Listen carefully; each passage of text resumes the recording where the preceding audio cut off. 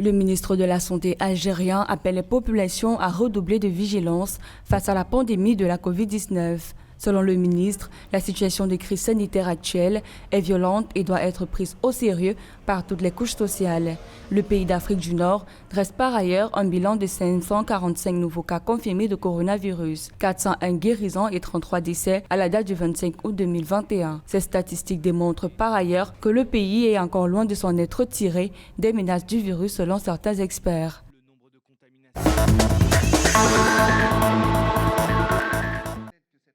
Le président de la République de Madagascar, Andry Rajoelina, a annoncé une possible ouverture des frontières malgaches pour tous les étrangers après une fermeture de plus d'une année. Cette levée des restrictions frontalières intervient alors qu'une tendance de baisse de propagation du virus est observée dans le pays selon les autorités médicales. Les décomptes officiels ont été de 43 000 personnes contaminées à ce jour et 955 décès des suites du Covid-19 depuis mars 2020.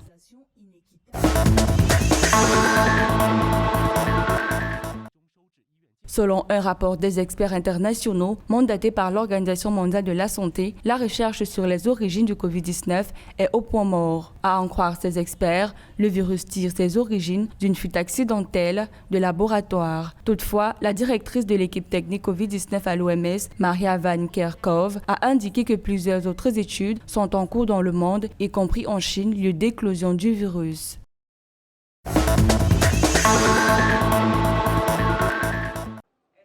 En Afrique du Sud, un train a été mis en service pour faciliter la vaccination contre le Covid-19. Un train baptisé Transvaco a été spécialement aménagé par la compagnie publique Transnet pour acheminer le vaccin, notamment dans les zones rurales. À en croire les autorités locales, cette mesure permettra par ailleurs d'atteindre les populations les plus reculées. À ce jour, l'Afrique du Sud, pays africain le plus touché par le virus, n'a vacciné que 14% des 59 millions d'habitants qu'elle compte.